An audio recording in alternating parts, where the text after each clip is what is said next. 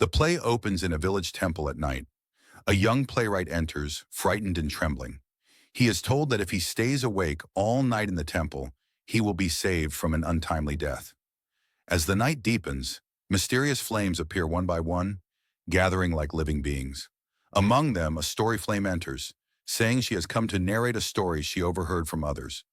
The playwright sits silently as the story begins. The story begins in a small household. We meet Ronnie, a gentle and beautiful young woman, newly married. Her husband, Apana, is extremely cold and indifferent. He visits home only during lunchtime, eats silently, and locks Ronnie inside before leaving again. Ronnie longs for affection and companionship but lives like a prisoner. A blind old woman, Kurudava, enters with her son Kapana. She sympathizes with Ronnie and tells her about a magical root that can arouse love in any man. Desperate and broken, Ronnie agrees to try it. Kurudava gives Ronnie a strange magical root and instructs her to mix it in Apana's food. Ronnie cooks and waits excitedly. However, she uses too much of the magic root. When she boils it, the liquid turns into something dangerously powerful. Ronnie pours the mixture into Apana's food, but he refuses to eat and leaves angrily. Heartbroken, Ronnie throws the mixture into the anthill near the well. There, the magical substance transforms into a king cobra, Naga. The Naga tastes the mixture and becomes enchanted with Ronnie. From that moment, he decides to meet her not as a snake, but taking the form of Apana. That night, someone opens the door softly. It is Naga appearing in the exact form of Apana. Ronnie is shocked but delighted by his sudden affection, believing her husband has changed. Every night, Naga visits her lovingly. Every morning, the real Apana comes back, rude and distant. Ronnie believes her husband has a split personality. Ronnie becomes happy, radiant, and confident. She begins smiling, singing, and enjoying life again.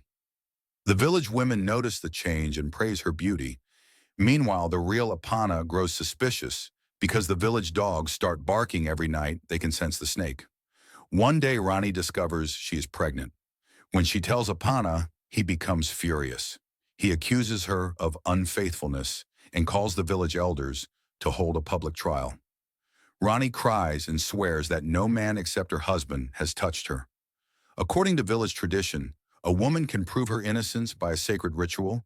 She must hold a moving cobra in her hands. If she is pure, she will survive. Otherwise, she dies instantly.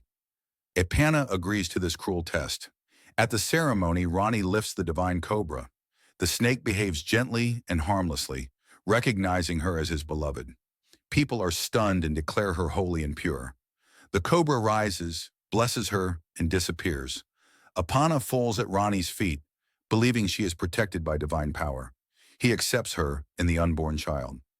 That night, the Naga visits Ronnie one last time. He reveals the truth that he came to her out of love.